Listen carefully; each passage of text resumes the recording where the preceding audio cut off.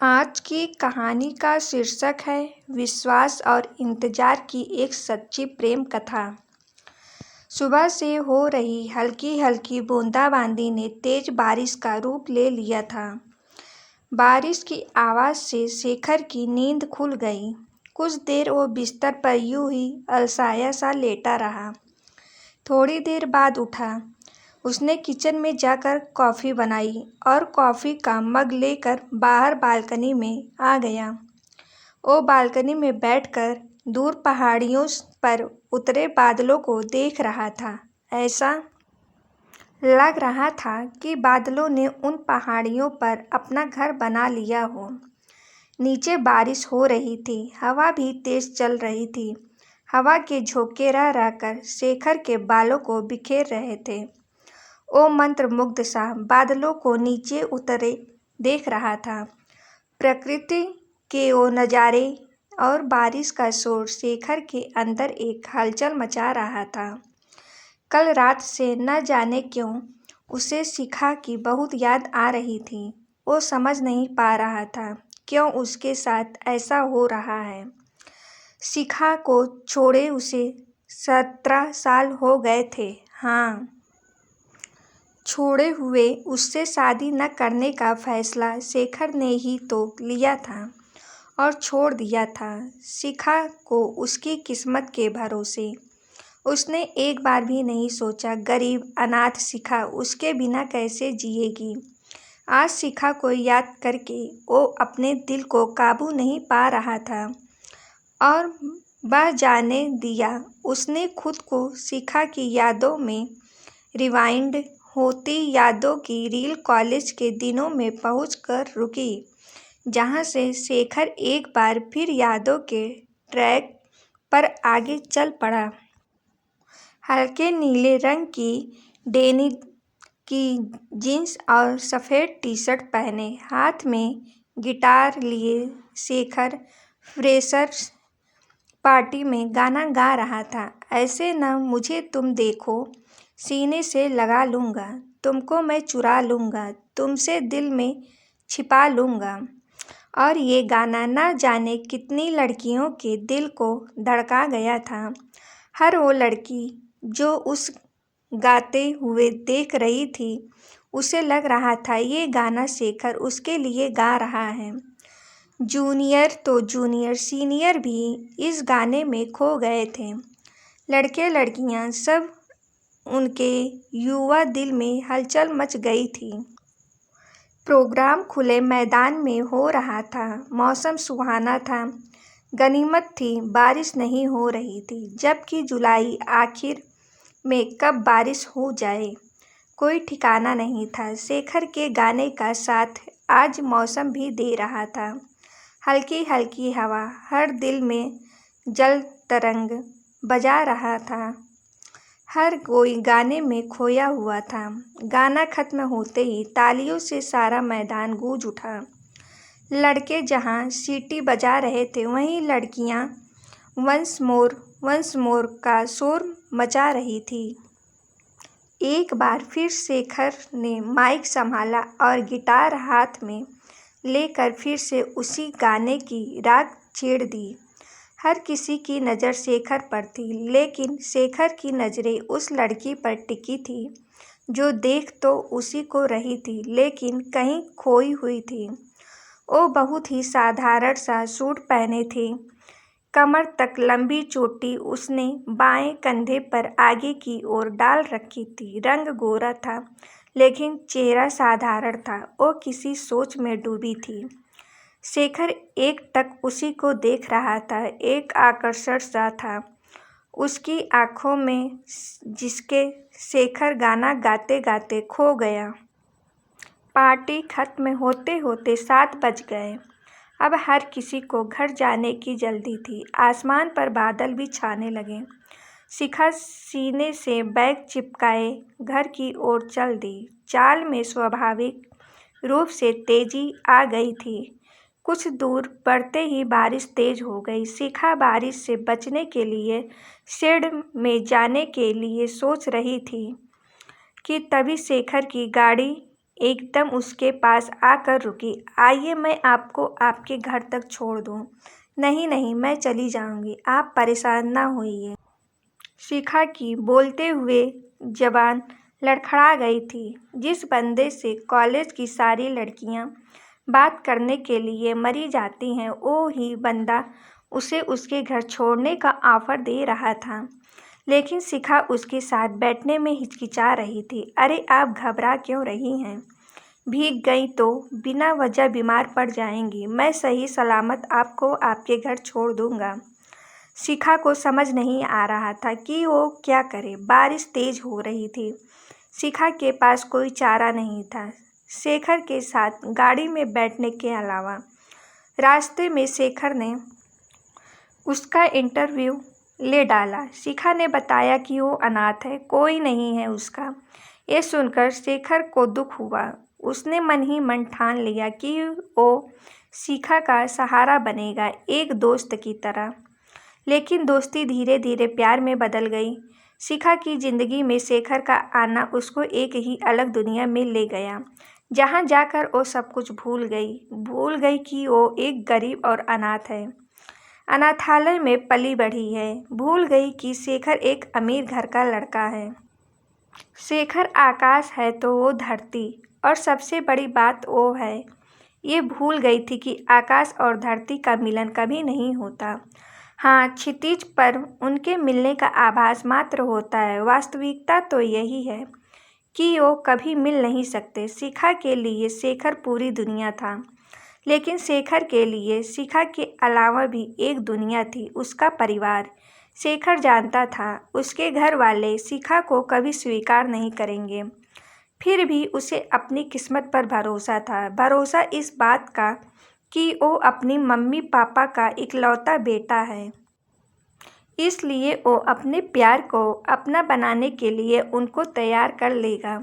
लेकिन किस्मत ने शेखर का साथ नहीं दिया। उसके पापा दोनों की शादी करने को किसी भी तरह तैयार नहीं हुए।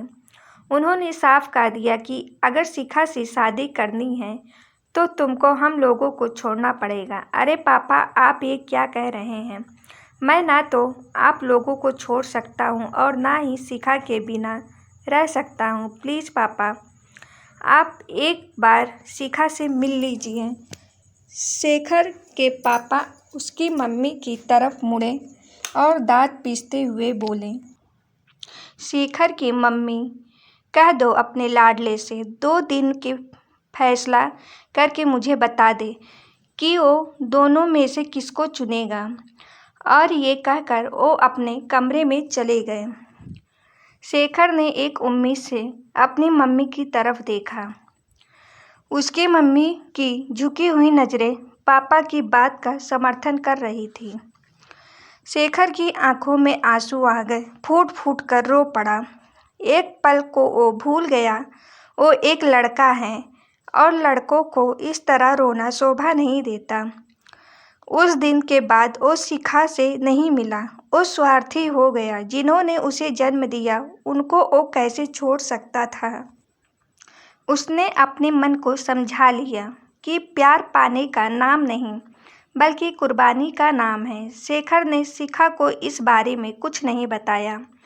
वो जानता था कि शिखा उसे प्यार करती है और इस तरह कुछ भी न बताकर वो शिखा के मन में अपने प्रति नफरत भर देना चाहता था। उसने सोचा था कि शिखा उससे प्यार करके उसके बिना नहीं रह पाएगी, लेकिन नफरत करके शायद वो उसे भूल जाए। शेखर शिखा को भुलाकर पापा की बताई किसी और लड़की से शादी करने को बिल्कुल तैयार नहीं था। उसने अपने पापा की जिद के आगे शिखा को छोड़ देना तो मंजूर कर लिया था, लेकिन उसने किसी और लड़की से शादी नहीं की। उसके लिए शिखा के प्यार को भुला पाना नामुमकिन था। वैसे भी किसी के लिए अपने प्यार को भुला पाना इतना आसान कहाँ होता है, वो भी पहला प्यार। और फिर शिखा उसका पहला ही नहीं आखिरी प्यार भी थी। आज पहाड़ी पर उतरे बादलों को देखकर उसे शिखा की बहुत याद आ रही थी। शिखा अक्सर कहती थी, शेखर, मुझे बादलों के उस पार जाना है, उस पार की दुनिया देखनी है मुझे। शिखा की ये बातें सुनकर शेखर मुस्कुरा देता है और कहता है, शिखा, एक दिन मैं तुमको ऐसी दुनिया ज़रूर दिखाऊंगा। आज शेखर के सामने बादलों के पार की दुनिया थी, लेकिन उसको देखने वाली शिखा नहीं थी। उसके साथ वो आज खुद को अपराधी महसूस कर रहा था। शिखा से दूर होने के बाद उसने कभी शिखा का हाल लेने की कोशिश नहीं की। फिर आज उसे शिखा की याद क्यों आ रही थी? पूरे 17 साल हो गए थे। रह रह कर एक गाना उसे याद आ रहा था, जिसे शिखा अक्सर गुनगुनाती थी। जब कोई बात बिगड़ जाए, जब कोई मुश्किल पड़ जाए, तुम देना साथ मेरा, ओ हमनवा। न कोई है, न कोई था जिंदगी में अब तुम्हारे सिवा। तुम देना साथ मेरा, ओ हमनवा। ये गाना याद आते ही शेखर तड़प उठा। उसे शिखा की वो उम्मीदें याद आ गई जो ये गाना गाते समय उसकी आंखों में हुआ करती थी। वो शिखा की तरफ से जितना ध्यान हटाने की कोशिश करता, उतना ही शिखा का भोला चेहरा उसकी आंखों के आगे आ जाता। बारिश अब कुछ कम हो गई थी। नीचे चारों तरफ पानी ही पानी था। पानी शेखर की आंखों में भी था। आंख बंद करते ही 2 बूंदें उसके गालों पर लुढ़क गईं। शेखर का दिल कह रहा था कि उसे एक बार शिखा से मिलना चाहिए, लेकिन कैसे और क्यों? वो भी इतने सालों बाद। शेखर ने इतने सालों में बस पैसा ही कमाया था, अंधाधुंध पैसा। उसके पापा को भी तो बस पैसा ही चाहिए था। शेखर पैसा कमाने की मशीन बन गया। शेखर के मम्मी पापा ने बहुत चाहा कि वो शादी कर ले, लेकिन शादी न करने के फैसले वो पर अड़ा रहा। शेखर को शिखा की यादें जब बेचैन करने लगी तो उसने अपना फ़ोन निकाला। शिखा का नंबर उसके पास नहीं था। तभी उसे इंदु अनाथालय की याद आई। यहीं तो रहा करती थी शिखा। इंदु अनाथालय का नंबर तो उसे मिल गया, लेकिन उसके दिमाग में उधेड़ू बूंद थी कि क्या अनाथालय से उसे शिखा का नंबर मिल जाएगा। पता नहीं अब शिखा वहाँ रहती भी है या नहीं, लेकिन उसे ज़्यादा मेहनत नहीं करनी पड़ी। अनाथालय वालों ने शिखा का पता और फ़ोन नंबर बता दिया। शिखा का नंबर मिलते ही वो खुद को शिखा के करीब महसूस करने लगा, लेकिन उसका नंबर मिलाने में शेखर के हाथ काँप रहे थे। दिल की धड़कनें तेज हो गई। पूरा नंबर मिलाते मिलाते उसको अपनी धड़कनें साफ सुनाई दे रही थी। उसने झट से फ़ोन काट दिया और माथे पर उभर आई पसीने की नन्ही नन्ही बूंदों को उसने पोंछा। 2-3 बार ऐसा ही करता रहा। बार बार शिखा का नंबर मिलाता और बार बार काट देता। लगातार घंटी बजती रही। शेखर फ़ोन काटने वाला ही था कि उधर से किसी बच्ची ने हेलो बोला। शिखा की जगह एक बच्ची की आवाज़ सुनते ही शेखर हड़बड़ा गया। कहीं न कहीं उसके दिल को धक्का सा लगा। क्या मैं शिखा जी से बात कर सकता हूँ? आप कौन बोल रहे हैं अंकल? मैं शिखा जी का मित्र हूँ। हम कॉलेज में साथ पढ़ते थे। कहीं आप शेखर अंकल तो नहीं बोल रहे हैं? हाँ हाँ, मैं ही शेखर हूँ। अचानक एक बच्ची के मुंह से अपना नाम सुनकर शेखर चौंक गया। उसे समझ नहीं आ रहा था कि वो उस बच्ची से कैसे पूछे कि वो कौन है, जबकि वो जान रहा था सब, लेकिन मन का एक कोना उस सच्चाई को स्वीकार नहीं करना चाह रहा था। तभी वो बच्ची फिर बोली, अंकल प्लीज़ आप घर आ जाइए। मम्मी की हालत ठीक नहीं है, वो बस आपको ही याद करती है। शिखा की बेटी कह रही है मम्मी की हालत बहुत ख़राब है, वो उसको याद करती है। लेकिन ये कैसे हो सकता है? शिखा के पति शायद न हो या शायद तलाक दे दिया हो शिखा को, लेकिन क्यों? और फिर शिखा मुझे क्यों याद करती है? शेखर के मन में बहुत कुछ चल रहा था। तभी उस बच्ची की आवाज़ फिर आई, हेलो अंकल, आप सुन रहे हैं ना? प्लीज़ आप जल्दी आ जाइए। शायद मम्मी के भीतर आपसे मिलकर फिर से जीने की उम्मीद जाग जाए। अंकल, हम दोनों बहनें मम्मी के बिना अनाथ हो जाएंगी। प्लीज़ अंकल, बचा लो मेरी मम्मी को। फूट फूट कर रो रही वो बच्ची, आंसू शेखर की आंखों में भी आ गए, जिससे दूर होकर वो हमेशा तड़पता रहा था। आज उसी से मिलने जाने की सोचकर उसकी आंखें नम हो गई थी। शिखा बीमार थी। उसकी बेटी उससे प्रार्थना कर रही थी कि वो उसकी मम्मी को बचा ले। शिखा की बेटी से फ़ोन पर बात करने से लेकर शिखा के घर पहुंचने तक वो जैसे अपने होश में नहीं था। इतनी देर बस शिखा की यादों में खोया रहा, शायद जानबूझकर, क्योंकि उसकी बीमारी का सुनकर वो आगे का कुछ भी सोचना नहीं चाहता था। दरवाज़ा एक 12-13 साल की बच्ची ने खोला। जैसे ही शेखर ने अपना परिचय दिया, वो शेखर से लिपट कर रो पड़ी। शेखर किसी अनिष्ट की आशंका से घबरा गया। उसने बच्ची को चुप कराकर शिखा के बारे में पूछा। बच्ची अपने आंसू पोंछते हुए उसे अंदर ले गई। सामने पलंग पर एक 5 फीट का बेहद थका, जिंदगी की जंग से हारा सा शरीर पड़ा था, जो सिर्फ 4 फीट का आभास दे रहा था। रंग काला पड़ चुका था। सिर के बाल भी काफ़ी हद तक झड़ चुके थे। शेखर शिखा को देखते ही तड़प उठा। अब तक रुके आंसू बगावत कर उठे। तभी शिखा की आंखों में हल्की सी हलचल हुई। शायद उसे शेखर के वहाँ होने का आभास हो गया था। उसने आंखें खोलने की कोशिश की। इस कोशिश में उसकी पलकें कई बार खुली बंद हुई, लेकिन आखिर में शिखा आंखें खोलने में कामयाब हो गई। शेखर को देखते ही उसकी आंखों से आंसू बहने लगे, लेकिन अब चेहरे पर चिंताओं की जगह असीम संतोष ने ले ली। अब तक उसकी आंखों में अपनी बेटियों के भविष्य को लेकर डर था। उसकी जगह शेखर को देखते ही एक सुकून था। अब खुद के मरने का कोई डर नहीं था। उसके होंठ कांपे, फीकी मुस्कुराहट आ गई उसके होठों पर। बहुत कुछ कहना चाह रही थी वो, लेकिन होठ उसका साथ नहीं दे रहे थे। फिर भी बहुत कोशिश करने पर उसके मुंह से सिर्फ एक शब्द निकला, शेखर, शेखर। शेखर ने आगे बढ़कर शिखा को बाहों में भर लिया। उसकी बाहों में आकर शिखा उससे एक छोटी बच्ची की तरह चिपक गई। शिखा की दोनों बेटियां रो रही थीं। शिखा और शेखर की आंखों में आंसू थे। थोड़ी देर में शेखर को वहां शिखा की बेटियों के होने का आभास हुआ। उसने जल्दी से शिखा को लिटा दिया। तभी शिखा की बड़ी बेटी ने शिखा की रिपोर्ट देकर शेखर की तरफ बढ़ा दी। कुछ पल शेखर शिखा की बेटी के हाथ में पकड़ी उस रिपोर्ट को देखता रहा, जिसे खोलकर अंदर से देखने की हिम्मत फिलहाल उसमें नहीं थी। वो शिखा को देखकर जो समझ रहा था, उसकी रिपोर्ट देखकर हकीकत का सामना कैसे कर सकता था। अंदर ही अंदर वो टूटता जा रहा था, लेकिन फिर भी उसके आगे 3 जिंदगियां थीं जो उस पर आस लगाए थे। ऐसे में उसे संभालना ही था खुद को।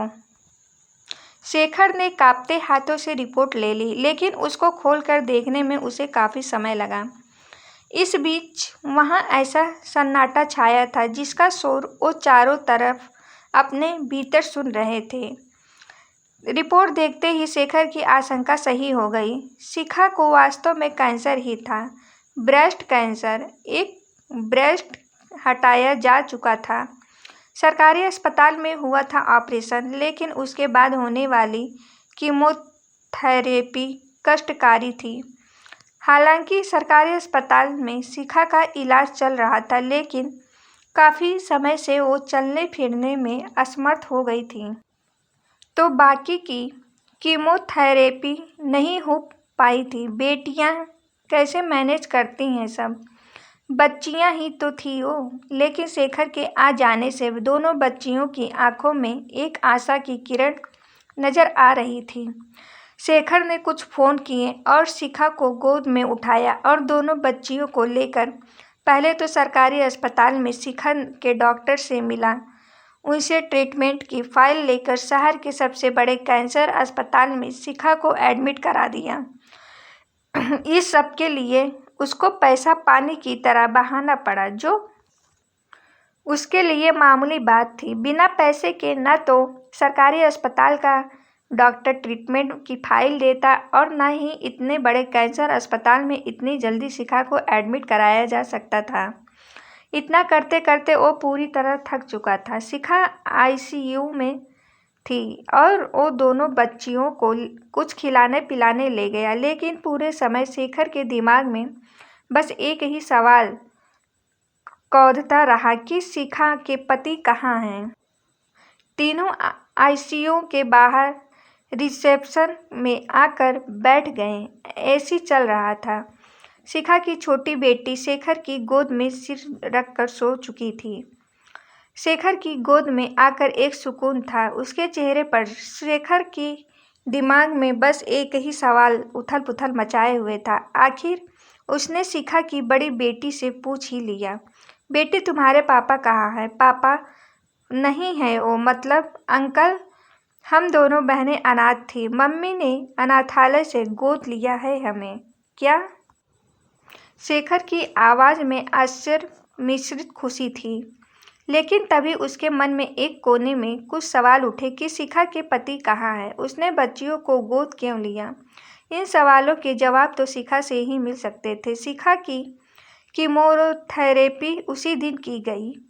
2 दिन बाद शिखा कुछ बोलने लायक हुई। शरीर पहले ही खोखला हो चुका था, लेकिन अब शेखर को देखने के बाद उसके अंदर जीने की इच्छा जाग गई थी। शेखर प्यार था उसका, और आज उसका प्यार, उसका शेखर उसके पास था, तो वो कैसे उसे छोड़कर जा सकती थी। शेखर शिखा का हाथ पकड़कर उसके पास बैठ गया। दोनों एक दूसरे को बस एकटक देख रहे थे। दोनों के लब खामोश थे, लेकिन उनकी आंखों से बह रहे आंसू एक दूसरे से बातें कर रहे थे।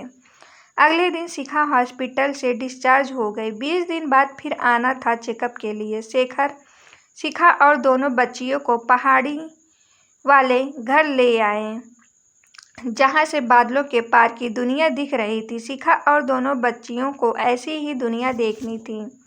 हालांकि जब उसने एक घर बनवाया था तब सोचा भी नहीं था कि वो शिखा को भी कभी यहाँ ला पाएगा। लेकिन घर की डिज़ाइन फाइनल करते समय उसके अंतर्मन में शिखा जरूर थी। 2-3 दिन बाद शेखर ने शिखा की दोनों बेटियों को बोर्डिंग स्कूल में डाल दिया। वो वहाँ शिखा के साथ अकेला रहना चाहता था और वो जी जान से शिखा की सेवा में जुट गया। लेकिन उसके जेहन में शिखा के पति को लेकर जो सवाल थे वो अब कभी भी जवाब के इंतजार में थे। 1-2 कीमोथेरेपी और हुई शिखा की। अब उसमें धीरे धीरे सुधार हो रहा था। एक तो शेखर ने उसकी सेवा में कोई कसर नहीं छोड़ी थी। दूसरी सबसे बड़ी बात, शिखा की जीने की इच्छा उसमें सुधार कर रही थी। आज शेखर ने शिखर को नहला धुलाकर बालकनी में झूले पर बिठा दिया। वो खुद भी बगल में बैठ गया। शिखा की नज़रें सामने पहाड़ी पर उतरे बादलों पर थी। वो एकटक सामने देख रही थी। तभी शेखर बोला, शिखा तुम्हारे पति। इतना कहकर शेखर चुप हो गया। शिखा ने पलटकर उसे देखा और बहुत धीमी आवाज़ में बोली, मैंने शादी नहीं की शेखर। क्या? लेकिन क्यों? शेखर, शादी एक स्थूल चीज़ है, एक बहुत बड़ी जिम्मेदारी है, और मेरे पास 2 बेटियों की जिम्मेदारियां थी। तो मैं और कोई जिम्मेदारी कैसे उठा सकती थी? शेखर, तुम न आते तो पता नहीं मेरी बेटियों का क्या होता। शिखा, एक बात पूछूं? हाँ शेखर, पूछो। मैं भी तुमको सब कुछ बता देना चाहती हूँ। बीते 17 सालों की बहुत सी बातें। तुमने इन बच्चियों को गोद क्यों लिया, जबकि तुम खुद भी एक अनाथालय में रहती थी? शिखा एकटक सामने बादलों को देख रही थी, जो बरसने को तैयार थे। जैसे अतीत को याद करते हुए उसके आंसू आंखों का साथ छोड़ने को तैयार थे। वो एक गहरी सांस लेते हुए बोली, शेखर, तुम्हारे जाने के बाद मैं टूट गई। बिना बताए तुम चले गए थे। तुम्हारे बिना मैं बिल्कुल अकेली हो गई थी। बहुत इंतजार किया मैंने, लेकिन तुम कभी नहीं आए। मैं समझ गई थी कि मेरी और तुम्हारी किस्मत अलग हो चुकी है। बस इसको अपनी नियति मान लिया था और मैंने पढ़ाई छोड़कर नौकरी कर ली। एक दिन रिया अनाथालय आई। कुछ दिन पहले पैदा हुई बच्ची को कोई इसलिए छोड़ गया था क्योंकि वो एक लड़की थी। अनाथालय में हम सब मिलकर उसको पाल रहे थे। फिर 1 साल बाद एक और बच्ची आई, जिया। दोनों बच्चियां हमारे लिए एक खिलौना सही थी। शिखा ने एक गहरी सांस ली। बहुत थके शब्दों से वो आगे बोली, शेखर, एक दिन मैंने सुना रिया और जिया आपस में बात कर रही थी कि बादलों के पार क्या है, उनको ये देखना है।